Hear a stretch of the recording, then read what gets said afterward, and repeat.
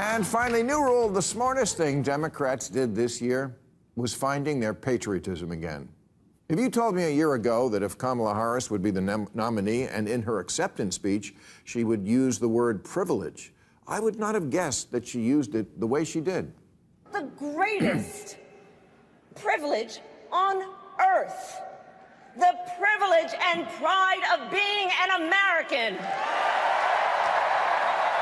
Yeah, and Tim Walz also began his speech with a great line saying, "We're all here tonight for one beautiful, simple reason. We love this country."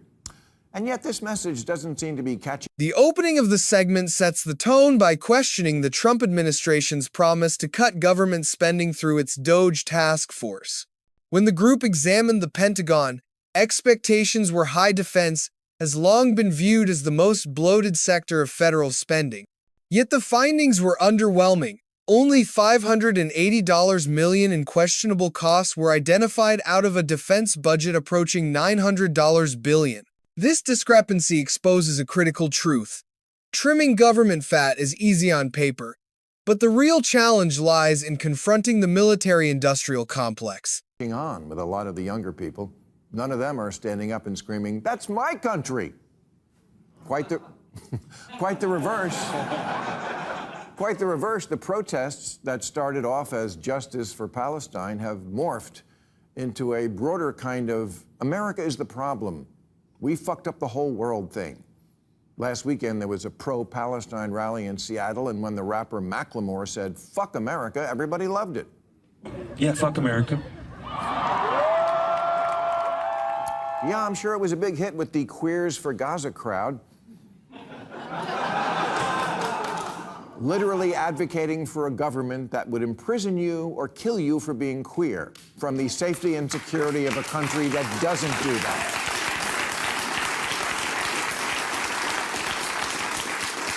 Yes, America, the only place in the world where a white guy from the suburbs could become a millionaire rapper, because here every person, regardless of race, class, or gender, has the right to be talent-free.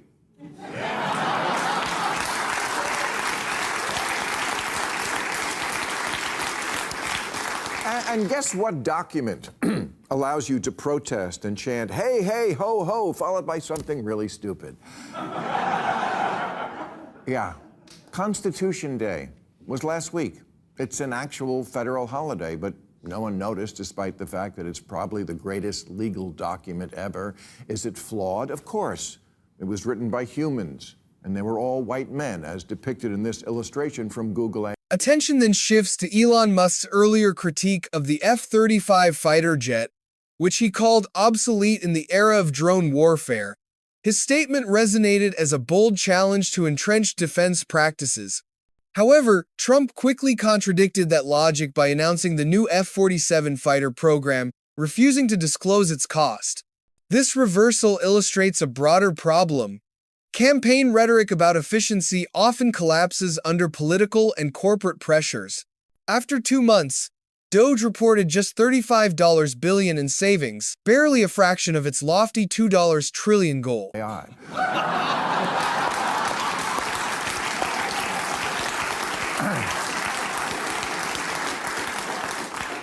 But how about looking at the actual ideas in it?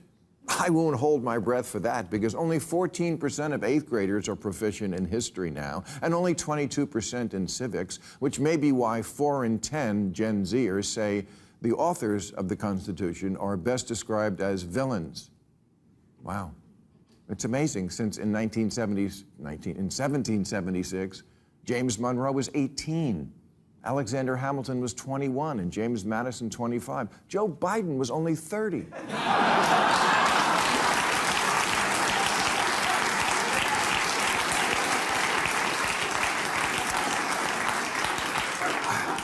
America's founders, they were the Gen Z of their day. And when they were your age, they started a country. What the fuck have you done?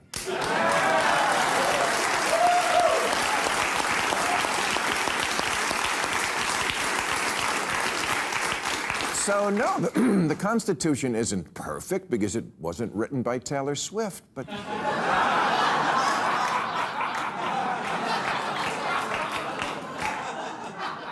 And yes, the founders made excruciating compromises, obviously slavery. But slavery was a deal breaker for the southern states. So there would have been two countries. And then to end slavery in North America, it would have involved invading a sovereign nation instead of having the moral high ground of keeping a union together. Would that have been better? History's complicated, and Gen Z reasoning is not. They think they're pure, but they're really just simplistic. They know two things. White people did some very bad things, and no, that's it. That's all they know. That's what they know.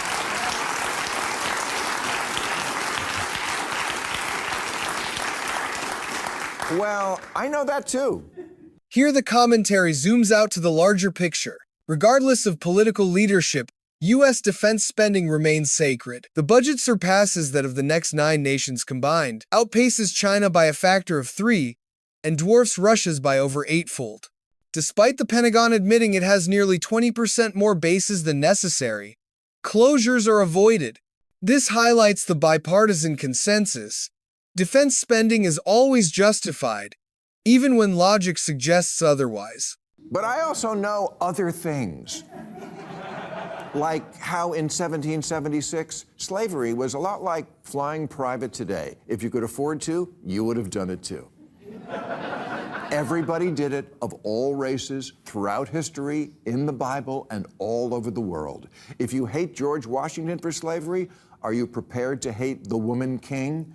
Because her empire was built on it too. And where do you imagine is this place, outside of your brilliant, pure minds, that's so much better than America? At least America self-corrects, a mechanism for which was actually written into the Constitution. The citizens of Gaza cannot assemble in protest of their own government, cannot do or say what they want, or practice whatever religion they want, or have a free press. All rights guaranteed in just our First Amendment. The irony is, in all this, is that the world the founders birthed, flawed though it may be, provides the bedrock for everything that makes life good for the very people who hate them so much. It's so easy to take for granted individual liberty, a Bill of Rights, the rule of law, checks and balances, getting a trial by jury, the peaceful transfer of power, protecting minority rights, and democracy itself. But those are the things that make our pampered, privileged, bratty lives so relatively cushy. No one starves here. Even our poor people are fat.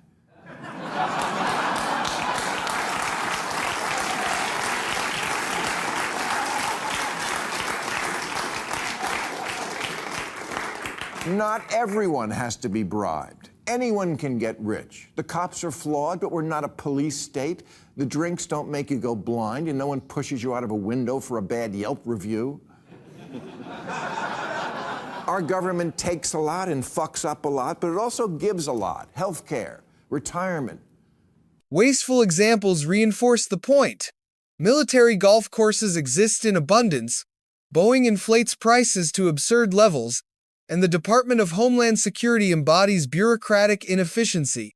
Post 9 divided by 11 airport measures like liquid restrictions persist unchanged, despite advances in technology.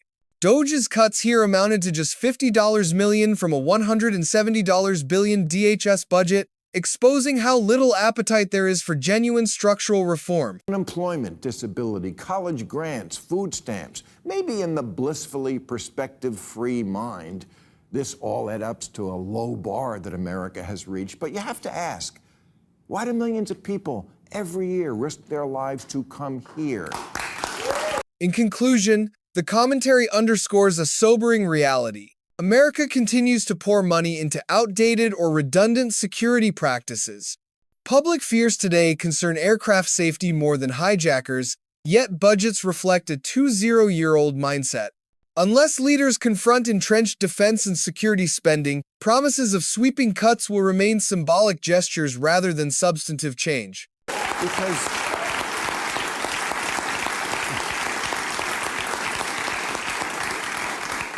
Because they want what we got.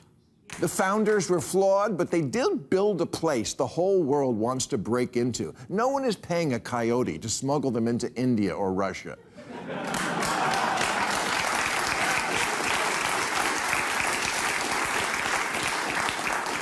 Immigrants don't see us as the problem.